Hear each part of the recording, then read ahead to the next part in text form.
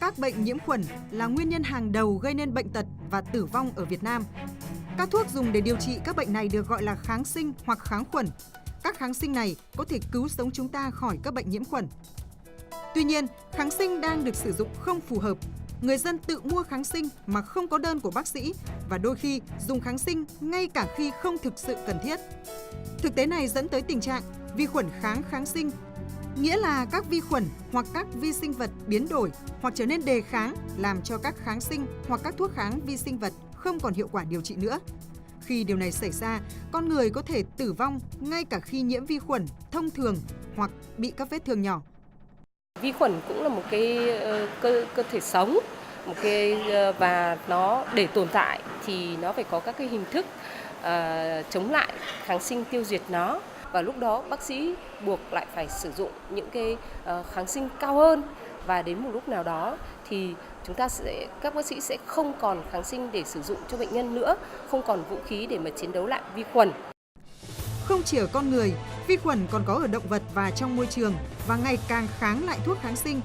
Những vi khuẩn đề kháng này thường xâm nhập vào cơ thể chúng ta qua thức ăn, môi trường và cũng thông qua các bệnh viện hoặc cơ sở y tế. Một trong những nguyên nhân dẫn đến tình trạng kháng thuốc chính là việc sử dụng kháng sinh không hợp lý, tình trạng vệ sinh và kiểm soát nhiễm khuẩn chưa hiệu quả.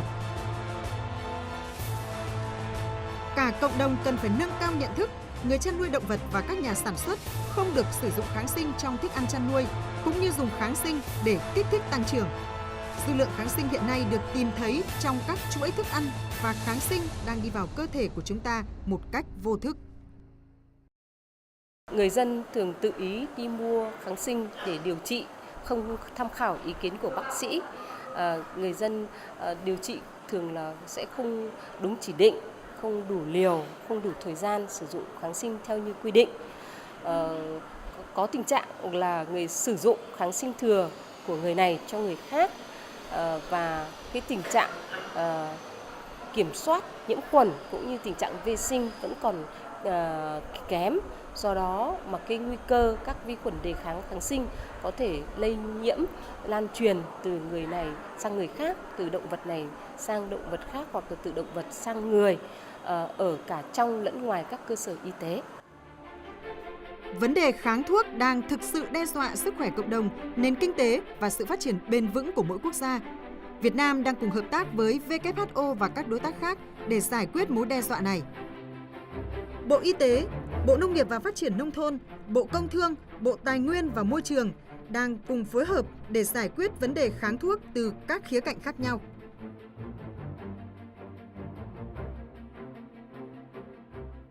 Chúng tôi cũng đã xây dựng cái kế hoạch về tuyên truyền phòng chống kháng thuốc. Thế và đặc biệt chúng tôi cũng phải quán triệt đội ngũ cán bộ ngành y tế, nhất là y bác sĩ, thì kê đơn thì phải theo cái hướng làm thế nào cho nó hợp lý, nhất là sử dụng kháng sinh thì cho nó hợp lý. Thế còn đối với người dân thì chúng tôi cũng tuyên truyền người dân là thực hiện sử dụng kháng sinh là phải theo cái hướng dẫn của y bác sĩ. Thế còn đối với lĩnh vực dược và nhất là các nhà thuốc thì bán thuốc kháng sinh thì phải theo đơn của y bác sĩ. Như vậy thì sẽ giảm được cái tình trạng mà kháng thuốc của Việt Nam chúng ta, cũng như là góp phần trong cái lĩnh vực mà kháng thuốc của toàn cầu. Lần đầu tiên, Việt Nam phát động tuần lễ truyền thông về phòng chống kháng thuốc. Mỗi người đều có một vai trò quan trọng trong việc chống kháng sinh bằng cách thực hiện những điều sau. Chỉ sử dụng kháng sinh khi được bác sĩ kê đơn, bảo đảm hoàn thành đúng, đủ liệu trình điều trị và không chia sẻ kháng sinh cho người khác, vệ sinh tốt nhằm ngăn ngừa sự lan truyền mầm bệnh và hạn chế sử dụng kháng sinh, xử lý nghiêm các nhà thuốc bán kháng sinh mà không có đơn. Hôm nay không hành động, ngày mai không thuốc chữa.